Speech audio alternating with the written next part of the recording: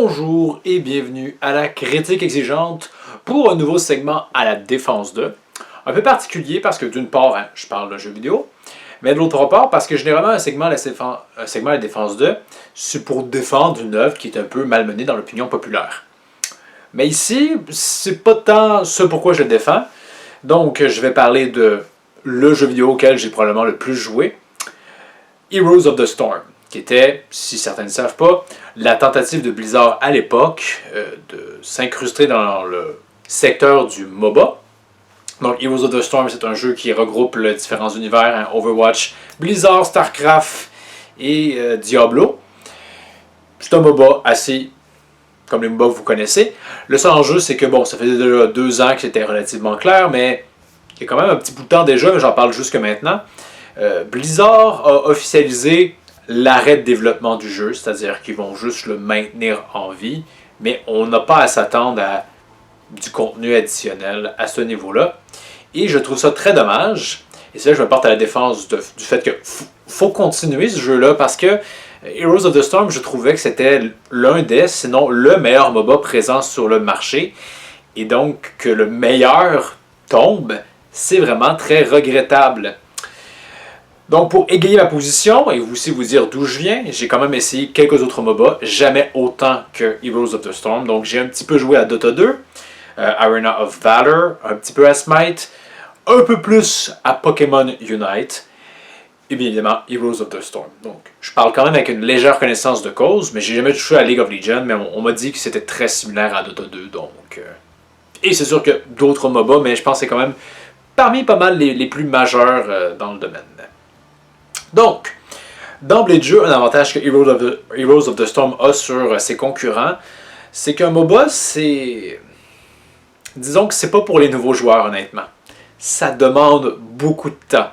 Comprendre tous les personnages, comment ils fonctionnent, etc. Tu sais, juste un exemple, je me battais contre un personnage dans Dota 2. Je connais pas beaucoup de jeux.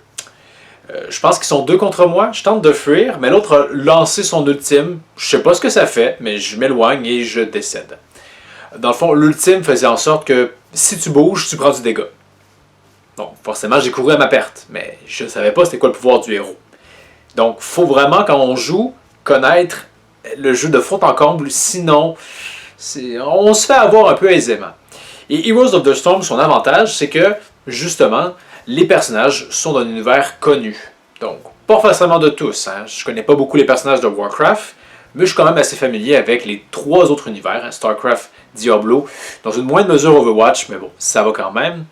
Donc, ce que Diablo peut faire, ben, ça me surprend pas forcément autant que ça devrait l'être. Et puis c'est pareil pour d'autres personnes qui connaissent un temps soit peu Diablo. Donc, ça vient aider à rendre le jeu plus accessible à des nouveaux venus, parce que c'est des personnages qui sont quand même plus iconiques. Dans Dota 2 ou League of Legends, je crois bien que c'est des créations 100% originales, donc tu peux au mieux juste essayer de te baser sur quoi le look du personnage pour savoir ses capacités, mais sinon, tu es dans le gros brouillard et il faut que tu utilises le jeu de fond en large. Dans Pokémon Unite, par exemple, oui, on les connaît, les Pokémon, donc les capacités de Pikachu ne devraient pas tant nous surprendre, mais Pokémon, c'est quand même... sont-ils rendus à 1000 finalement? Là? Mais en tout cas, un nombre assez immense de Pokémon. Même moi qui connais quand même Pokémon des vieilles générations, je suis un peu largué quand je joue au jeu parce que je sais pas c'est quoi ce Pokémon-là et ses capacités peuvent me surprendre. Donc, c'est quand même juste un léger avantage que Heroes of the Storm a, c'est d'avoir un roster de personnages qui sont quand même connus. Donc, conséquemment, on peut plus s'attendre à quelles sont leurs capacités et ça rend le jeu plus amical pour les nouveaux venus. Aussi, et là, c'est vraiment le point, je pense, le plus déterminant, le plus important pour Heroes of the Storm par rapport à la concurrence, c'est que c'est un vrai jeu d'équipe.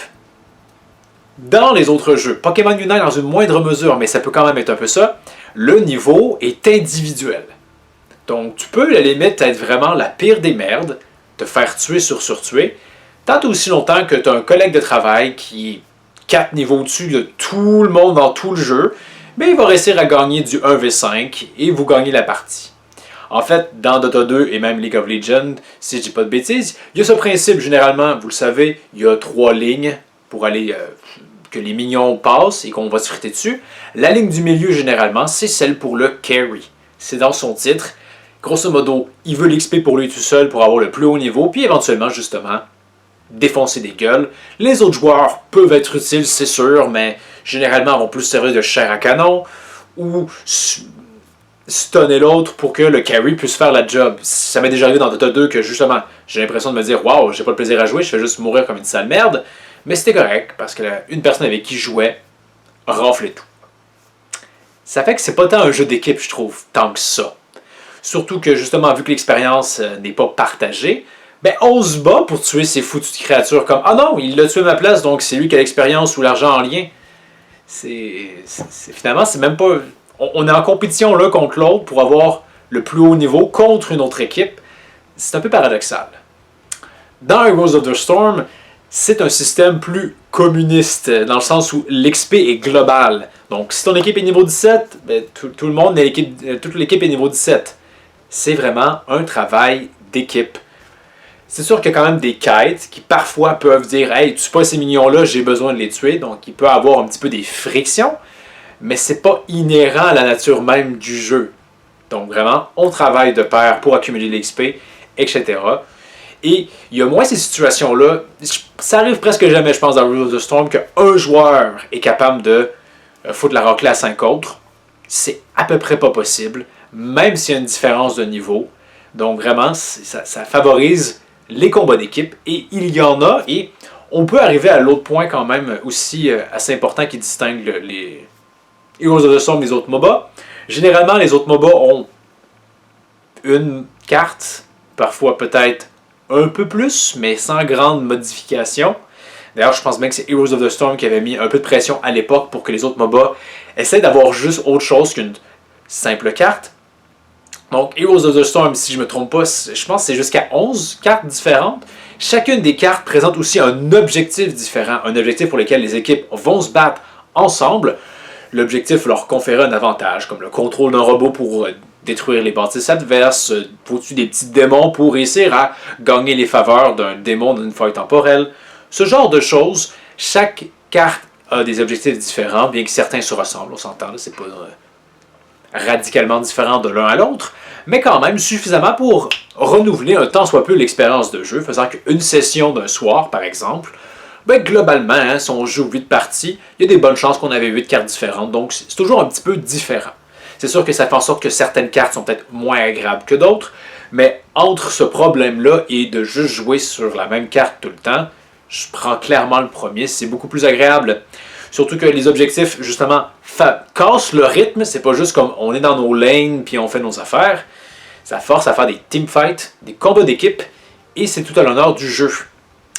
Et dernier point, si je peux le soulever, on revient un petit peu à l'accessibilité du titre. C'est surtout que Heroes of the Storm est peut-être plus facile à jouer que les autres MOBA, mais je préciserais que dans le sens qu'il est juste plus prévisible. Donc, allons-y dans le détail. Généralement, dans les autres MOBA, il y a la possibilité de acheter dans le jeu, parce qu'il y a aussi l'argent des fois qu'on doit se battre pour, et c'est ça pourquoi on veut tuer des héros, et c'est ça pourquoi si on meurt, c'est frustrant parce qu'on perd son argent. Hein? On est doublement pénalisé, à mon avis. Mais bref, on peut acheter des objets. Ces objets-là ont plusieurs pouvoirs différents selon les objets qu'on achète. Je pense que certains peuvent nous permettre de nous téléporter, d'autres nous offrent littéralement des sorts pour réussir à immobiliser ses adversaires. On peut même, je pense, devenir invisible avec certains objets. Donc, au final, ça fait en sorte que peu importe le personnage contre qui tu fais face, non seulement il faut que tu connaisses c'est quoi tout son attirail, toutes ses capacités, mais aussi il faut que tu étudies constamment, ok, qu'est-ce que ce personnage, mon adversaire a acheté comme équipement, parce que je voudrais pas que je me fasse surprendre par le fait qu'il puisse se téléporter ou que soudainement il attaque super rapidement, etc. Donc, il y a toujours une constante étude durant le jeu, et qui peut toujours être surprenante parce qu'il faut vraiment s'attendre à tout parce que n'importe qui peut acheter n'importe quoi. Donc, oups, finalement, quelqu'un est invisible à un certain niveau de jeu, ben, il faut que je pallie en achetant un objet pour révéler l'invisibilité. Je trouve que c'est assez lourd, assez pénible, et c'est assez difficile si tu connais pas beaucoup le jeu dès le départ. Dans Pokémon Unite, c'est pas dans le jeu que ça se passe, c'est à l'extérieur du jeu, on peut équiper notre Pokémon un objet, notamment un objet de téléportation ou d'autres trucs. Donc là aussi, il peut y avoir un élément de surprise, comme « Ah, il a cet objet ». Mais c'est un seul objet qui peut être équipé, un objet qui confère vraiment des capacités. Il y a d'autres trucs, mais il faut juste modifier les capacités, là, c'est pas trop surprenant. Mais n'empêche qu'il y a quand même ce truc-là qui fait que n'importe quel Pokémon peut offrir une surprise supplémentaire à cause d'un objet. Dans Heroes of the Storm, il n'y a pas d'objet, que ce soit pendant le jeu ou avant. En fond, comment ça fonctionne, c'est qu'il y a 20 niveaux, et à certains niveaux clés, il y a des talents qui peuvent être choisis. Ces talents-là vont venir modifier les habiletés des héros. Jamais je trouve vraiment de façon complètement trop différente, au point qu'on se dit, ok, c'est quelque chose de complètement nouveau. Parfois, il y a quand même quelques sortes de téléportation que certains personnages généralement n'ont pas. Généralement, c'est un niveau 20.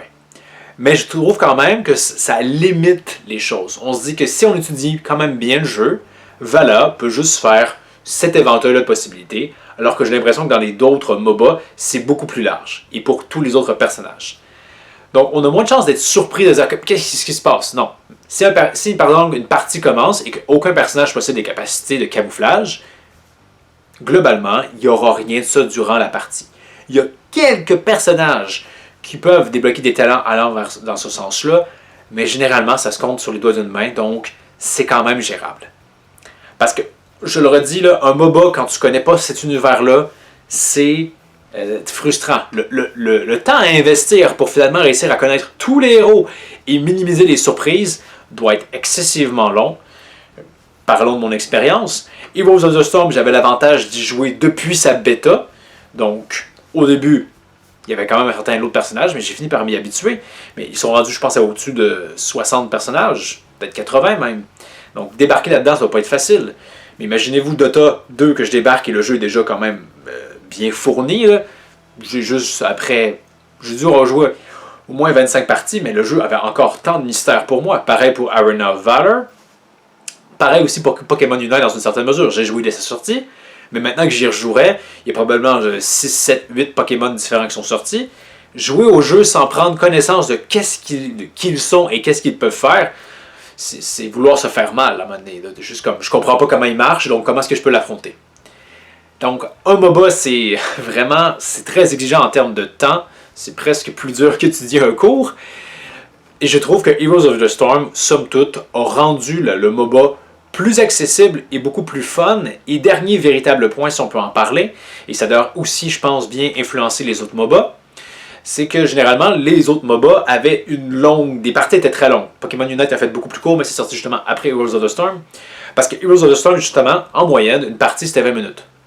Alors que parfois, dans Dota, je pense que c'est presque carrément le double, 40 minutes, et parfois ça peut être beaucoup plus long que ça. Il y a des parties qui durent jusqu'à 1 heure. À un moment donné, je ne suis pas vraiment en faveur, vous savez, on raccourcit toujours les choses parce qu'on est pressé, mais à un moment donné, jouer une partie de 1 heure, et souvent on se dit j'ai une petite demi-heure, bon, c'est pas suffisant, j'ai même 40 minutes, peut-être pas, hein, parce que si la partie dure 1 heure, je vais être pris au piège. Donc le fait que Heroes of the Storm ils disent on veut essayer de viser plus court, mais pas trop court, c'était vraiment une bonne idée. Et ça en faisait le meilleur MOBA à mon jour. Je trouve ça dommage que Blizzard l'ait abandonné. Heureusement, c'est encore possible d'y jouer et je le fais encore. Donc, ceci conclurait ce segment à la défense de. Donc, si vous connaissez Heroes of the Storm ou Odds pour les intimes, êtes-vous d'accord avec moi? Est-ce que, selon vous, c'est l'un des meilleurs MOBA, sinon le meilleur MOBA? Donc, faites-moi en part dans les commentaires. Et si jamais ça vous botte de jouer avec moi, ça va me faire plaisir. C'est sûr que je joue sur le serveur américain, donc il y a ça à voir. Donc, merci d'avoir regardé. Pour la prochaine critique exigeante, j'hésite, parce que on a la deuxième partie de Spy Family qui n'est pas complétée, mais qui a commencé à sortir. J'ai déjà fait une vidéo sur le manga, mais là, j'ai envie de dire quelque chose par rapport à l'anime. Ça risque de pas être super long ni très édifiant, mais j'ai envie d'exprimer là-dessus parce que c'est quand même une bonne déception pour moi quant à cette adaptation. Donc peut-être que je vous partagerai ça, même si j'aurais préféré que la deuxième partie soit terminée, mais au final, l'histoire, je la connais, je l'ai déjà commentée, donc il n'y aura pas grand-chose de différent à ce niveau-là. Donc, merci d'avoir regardé. N'hésitez pas à commenter, partager, vous abonner et plus encore. Et je vous dis à la prochaine. Critique exigeante.